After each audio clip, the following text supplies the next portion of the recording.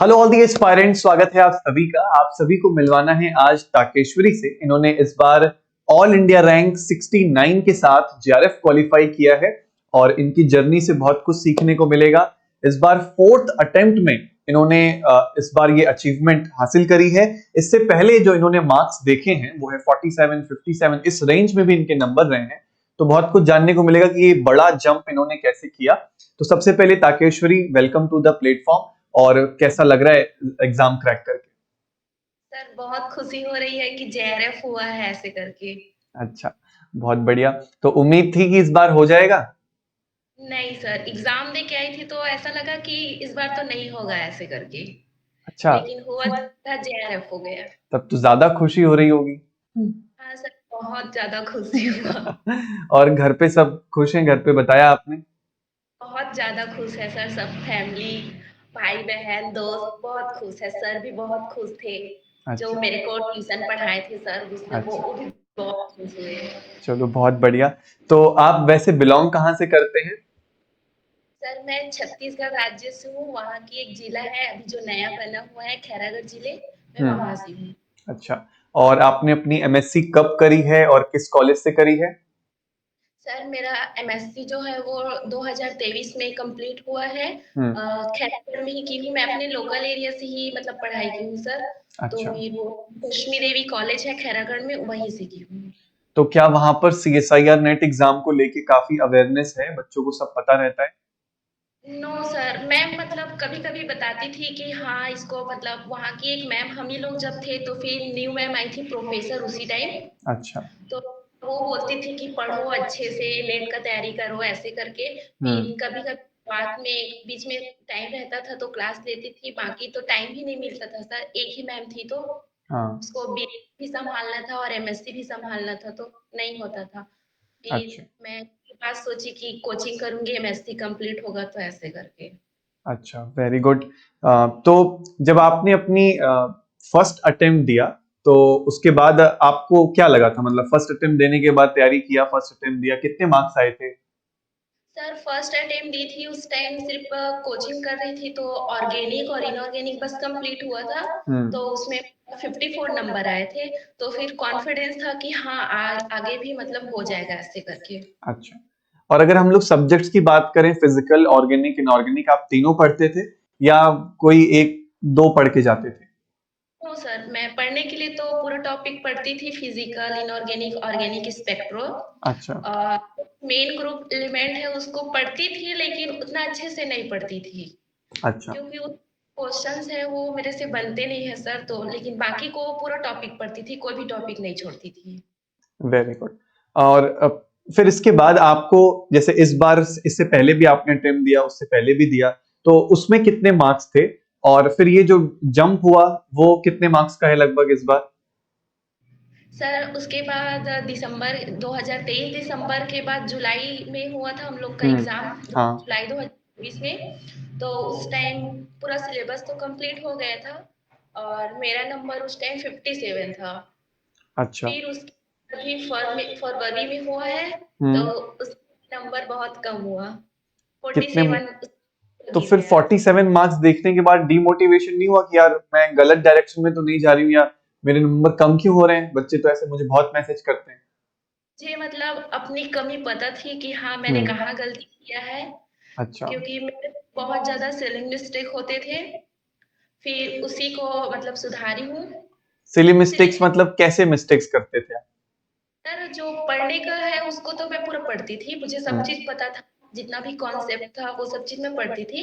लेकिन स्पेलिंग बहुत, जैसे कि कुछ भी टॉपिक है जो एकदम सरल, उसी में मैं मतलब गलती करके आ जाती थी। अच्छा। क्वेश्चन इतना जितना इतना ज्यादा सरल होता था कि वो बन जाएगा आराम से। लेकिन मैं गलती करके आती थी, मैं एग्जाम दे के आती, फिर मैं अपने दोस्तों से भी डिस्कस करती थी कि हाँ ये होगा, ये होगा ऐसे करके, लेकिन उसी क्वेश्चन में गलत करके आई। तो फिर इस बार क्या जादू कर दिया कि सीधा 47 से जेआरएफ भी हो गया, एआईआर भी अच्छी आ गई 69? ऐसा ट्रांसफर कैसे हुआ? सर मैंने तो सबसे पहले पढ़ने का तो जो भी पढ़ती थी वही पढ़ती थी, पुराना ही, नया पढ़ने को कोई ऐड नहीं की। फिर उसके बाद मैंने आपको यूट्यूब में देखा, फरवरी एग्जाम होने के बाद आपने मतलब मेमोरी बेस्ड क्वेश्चन है उसको डिस्कस कर रहे थे। फिर मैं फिर सोची थी कि हाँ सर बहुत अच्छे पढ़ाते हैं, तो फिर इसका मैं ऑर्गेनिक का वो करती हूँ ऐसे करके। फिर मैंने आपको उसका लेक्चर को फॉलो किया था, वही मई में स्टार्ट की थी सर। मैं एग्जाम के बाद तो मैं पढ़ी नहीं थी। अच्छा 2 मंथ टेस्ट कर ली थी। अच्छा उसके बाद मई से ही स्टार्ट की मैंने पढ़ना। फिर जब से स्टार्ट की उसके बाद मैंने आपका वीडियो जो सुपर से ऊपर बैच चल रहा था वो उसको पूरा फॉलो की। जितना उसमें क्वेश्चन प्रैक्टिस करा रहे थे उसको, जो नए लगते थे मैं उसको अपने नोट्स में ऐड करती थी। और एक कॉपी ही बना ली थी सर, जो भी आप क्वेश्चन प्रैक्टिस करा रहे थे उसको पूरा नोट की, जितना भी नए नए लग रहा था जितना भी ऐड करती जाती थी। अच्छा फिर उसके जेआरएफ एक्सप्रेस को भी मैंने फॉलो किया है, पूरा जेआरएफ पूरा की। तो और प्रॉपर लाइव नोट्स बनाते थे जेआरएफ एक्सप्रेस का? हाँ सर, जितना भी मतलब कॉन्सेप्ट तो जो सर मैं पहले पढ़ी थी वही आप भी पढ़ाए थे। लेकिन एक है कि आपने जो है रेफरेंस बुक से क्वेश्चन कराते थे, तो उसी को मैं एक कॉपी में पूरा नोट करती थी जितना भी क्वेश्चन है। फिर लास्ट टाइम फिर मैंने टेस्ट सीरीज भी दिया है सर। आईफा से ही फर्स्ट टाइम टेस्ट सीरीज दिया, मैंने कभी टेस्ट सीरीज नहीं लगाया है। अच्छा, इससे पहले टेस्ट सीरीज के बिना एग्जाम दिए जा रहे थे? हाँ सर, कभी टेस्ट सीरीज नहीं दी थी मैं। तो आपको क्या लगता है इस बार जो आपके मार्क्स आए हैं उसमें टेस्ट सीरीज का कितना रोल था? सर टेस्ट सीरीज का बहुत रोल है, क्योंकि उसमें मैंने पूरा टेस्ट सीरीज को फॉलो किया। ऐसे नहीं है कि कुछ को करो फिर डायरेक्ट उसको लगा दो ऐसे करके। टेस्ट सीरीज को पूरा फॉलो, सॉरी सर, कोई बात नहीं। टेस्ट सीरीज को मैंने पूरा फॉलो किया सर बहुत अच्छे से। उसमें मेरे नंबर भी ठीक ठाक आते थे, तो फिर हाँ लग कॉन्फिडेंस हो रहे थे कि हाँ मेरा होगा ऐसे करके। अच्छा, फिर कर तो टेस्ट सीरीज में आपके टॉपिक वाइज टेस्ट भी दिया, फुल लेंथ दिया, कितने मार्क्स आते थे आपके? सर यूनिट टेस्ट भी देती थी, मॉक टेस्ट भी। और प्रीवियस ईयर को सबसे लास्ट में की मैंने। अच्छा, तो कितने नंबर आते थे आपके? मॉक टेस्ट दे रही थी सर, तो शुरुआत में मेरा 80 था, 85, 86 ऐसे थे। फिर उसके बाद इम्प्रूव होते गए, 95, फिर 100 ऐसे हुआ। अच्छा, 100 से आते थे। तो मार्क्स देख के कभी ये नहीं लगता था कि यार मेरे मार्क्स कम हैं, डीमोटिवेशन आ रहा है कि यार मुझे तो चाहिए 120 130 मार्क्स? तो ऐसा कभी बीच में लगता था या जो आता था खुश होते थे चलो जो भी है मेरे? क्योंकि मुझे लगा कि मैं ओबीसी से हूँ तो 100 प्लस आएगा तो हो ही जाएगा। अच्छा। जनरल रहती तो लगता सर बहुत डर। तो ज्यादा परेशान नहीं होते थे, मतलब जो है अपना उसके साथ आगे बढ़ रहे थे? मतलब इस बार ऐसा था कि मैं एकदम चिल होके पढ़ती थी, एकदम प्रेशर नहीं लेती थी। अच्छा। होगा तो नहीं होगा तो नहीं होगा। लेकिन एग्जाम से एक हफ्ता पहले थोड़ा सा एकदम टेंशन थे, कि ऐसे फील हो रहा था कि ये मेरे लाइफ के एकदम लास्ट टाइम है, मेरे से अच्छा। लास्ट मौका, नहीं होगा तो फिर क्या होगा ऐसे करके। हम्म। ये थोड़ा सा टेंशन में भी थी। अच्छा, एग्जाम के जो 3 घंटे थे वो कैसे रहे थे आपके? सर सबसे पहले तो ये कि मेरे से टाइम मैनेज अच्छे से नहीं हुआ। और मैंने सबसे पहले सॉल्व किया पार्ट सी को ही। पार्ट सी में बहुत अच्छा ही टाइम दे दिया कि 2 घंटा निकल गया मेरा। 2 घंटा आपका पार्ट सी में निकल गया? फिर सर बाकी टाइम कैसे मैनेज किया फिर? पार्ट बी, उसके बाद पार्ट ए? पार्ट ए तो मैं सॉल्व ही नहीं कर पाई सर, मेरे टाइम ही नहीं बचा। फिर 1 घंटे मैंने पार्ट बी को दिया है। अच्छा। लेकिन मैंने जो भी टाइम दिया है सर उससे मतलब रिजल्ट आया है, अच्छे ही आया है। नहीं, अब मुझे तो लग रहा है कि अगर आप टाइम मैनेजमेंट पे थोड़ा और ध्यान देते तो आपके मार्क्स और रैंक और बेहतर हो सकती थी फिर तो। हाँ सर, लेकिन मुझमें मतलब वो मैनेज ही नहीं हुआ।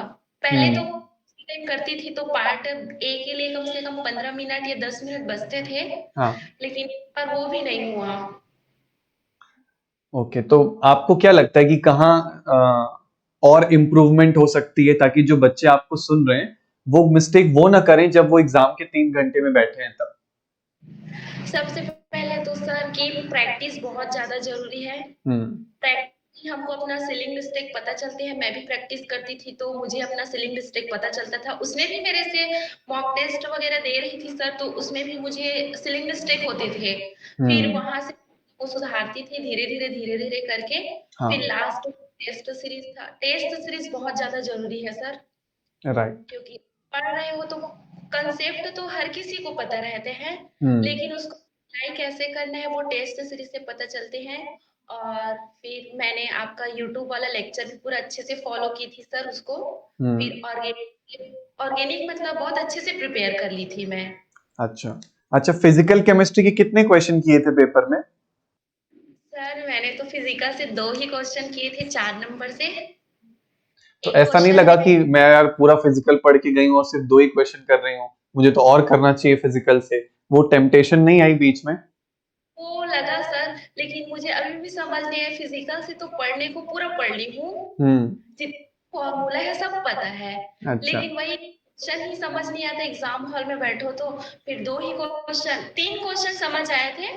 सॉलिड अच्छा। से 2 हम्म। और क्वांटम से 1 था, लेकिन सॉलिड से 1 आया था उसको नहीं बना पाई मैं। 2 हम्म। नंबर में था, 4 नंबर में था उसको बनाई। और उसी तरह से क्वांटम में भी 4 नंबर का था सर, उसको बनाई।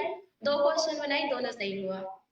मतलब पूरे पेपर में फिजिकल के आपने सिर्फ 2 ही क्वेश्चन किए और वो भी दोनों, मतलब रिस्क नहीं लिया बिल्कुल भी, तो आधे से ज्यादा मार्क्स तो आपके सारे ऑर्गेनिक और इनऑर्गेनिक के हुए फिर तो। अधिकतर मार्क्स सर मेरे ऑर्गेनिक से ही सही हुआ है। अच्छा, बहुत बढ़िया। तो ऑर्गेनिक में बच्चे कहते हैं कि सर, या मैं भी कई बार कहता हूँ कि यार धोखा भी सबसे ज्यादा ऑर्गेनिक ही देती है, मिस्टेक भी सबसे ज्यादा होता है। तो आपने कौन सा मंत्र फूंक दिया कि मिस्टेक नहीं हुए ऑर्गेनिक में आपके? वो सर मतलब ऐसा था कि उसको प्रैक्टिस की थी मैं, फिर भी वहाँ बना-बना के देख रही थी। पहले अच्छा। भी सिलिंग मिस्टेक होता था, लेकिन इस बार सिलिंग मिस्टेक नहीं हुआ है मेरे से। अच्छा। मेन और चीज़ यही है कि सिलिंग मिस्टेक नहीं हुआ। तो ये कैसे इम्प्रूवमेंट किया आपने, अपने मिस्टेक्स को कैसे कम किया, आपको क्या लगता है क्या फैक्टर्स रहे होंगे इसके पीछे? Test series test. और वही जो आप पढ़ा रहे थे, क्योंकि आप जो है वो रेफरेंस बुक से पढ़ाते हो सर, तो फिर वो बहुत ज़्यादा मतलब बेनिफिट है। आप नहीं है कि आप पूरा कंसेप्ट के साथ बताते हो कि ये इधर जाएगा, ये इधर होगा, ये ऐसे बनेगा, ऐसे करके आप पूरा बताते हो। तो चलो। सर मैंने पूरा कॉपी में भी बनाया था, कॉपी में पूरा क्वेश्चन ही की थी। अच्छा। एग्जाम से जस्ट 1 दिन पहले वो क्वेश्चन मैं फिर से पूरा प्रैक्टिस की। अच्छा, रिवाइज करके गए थे? वो क्वेश्चन को मैंने पूरा एक बार रिवाइज किया। ऐसे नहीं है कि उस टाइम मतलब प्रैक्टिस कर ली उसके बाद छोड़ दी, ये नहीं की। मैंने उसको इसीलिए नोट किया था क्योंकि मैं एग्जाम से पहले उसके पढ़ूंगी करके, फिर उसको पढ़ा। Very good.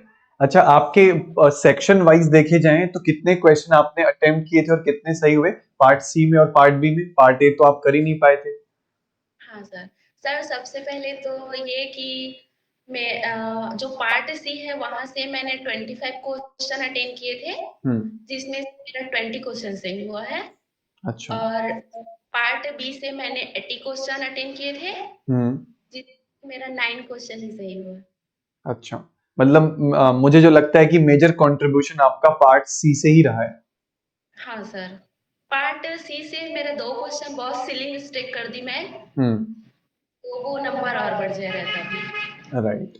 अच्छा, कोई अगर फ्रेशर आपको देख रहा है, आपका जूनियर आपको देख रहा है जो कॉलेज में अभी पढ़ रहा है, आप उसको क्या सजेस्ट करोगे कि उसको अगर 6 मंथ के अंदर ही एग्जाम क्रैक कर लेना है और सब कुछ साइड कर देना है, तो क्या मिस्टेक्स वो ना करे?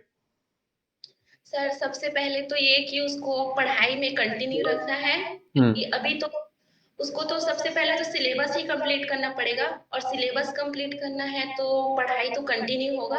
हम्म।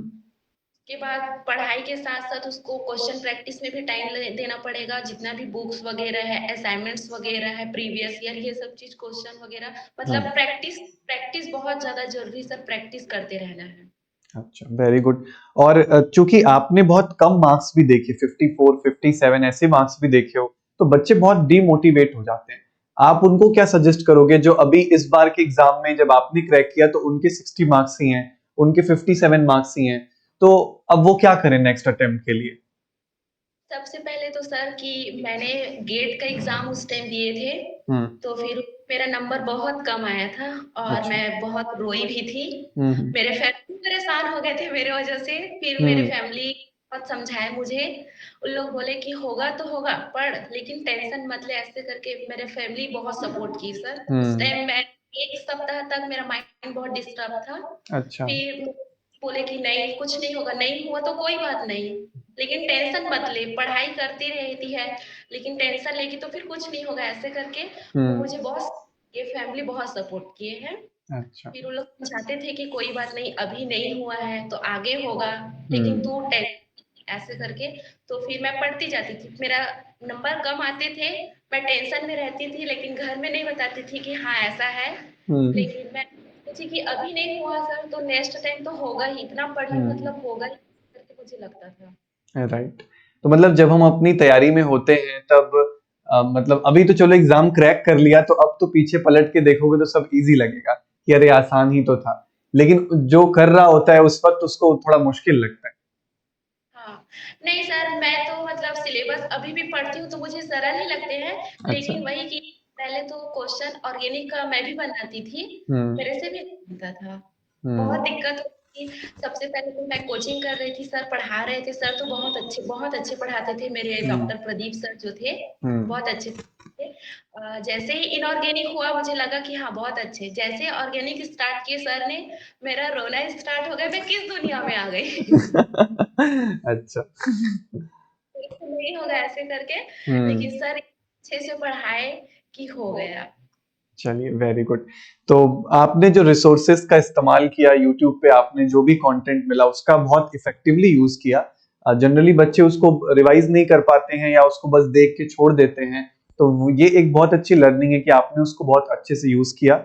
और टेस्ट सीरीज में जो भी आपके मार्क्स रहे उससे डिमोटिवेट नहीं होना है, उसके वो आपको मतलब बताने के लिए है कि भाई इस टाइप से टाइम मैनेजमेंट करना है, आपकी क्या मिस्टेक्स हो सकते हैं, वो एक रियलिटी चेक रहेगा। तो टेस्ट सीरीज तो बहुत इंपॉर्टेंट है जो हम लोग समझ पा रहे हैं। एट द एंड तेकेश्वरी, आप इन सारे सक्सेस का क्रेडिट आप किसको किसको देना चाहोगे?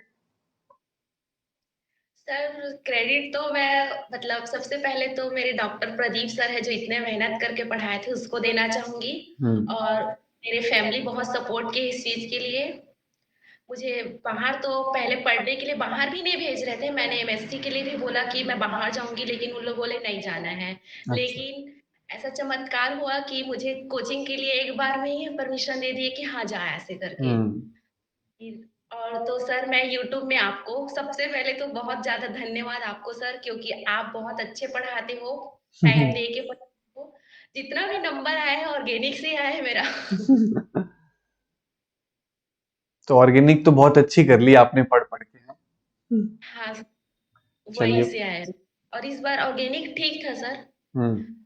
इस पेपर में तो ऑर्गेनिक भी थोड़ा सा टफ जाता था, फिजिकल ठीक ठाक बन जा रहे थे। हम्म। पिछले भी तो ऐसा था कि जो क्वेश्चन देख के लग रहा था हाँ ये बन जाएगा तो बनेगा ही ऐसा, लेकिन ये हम्म। समझ नहीं आ रहे थे। चलिए, बहुत बढ़िया। आपसे बात करके बहुत अच्छा लगा।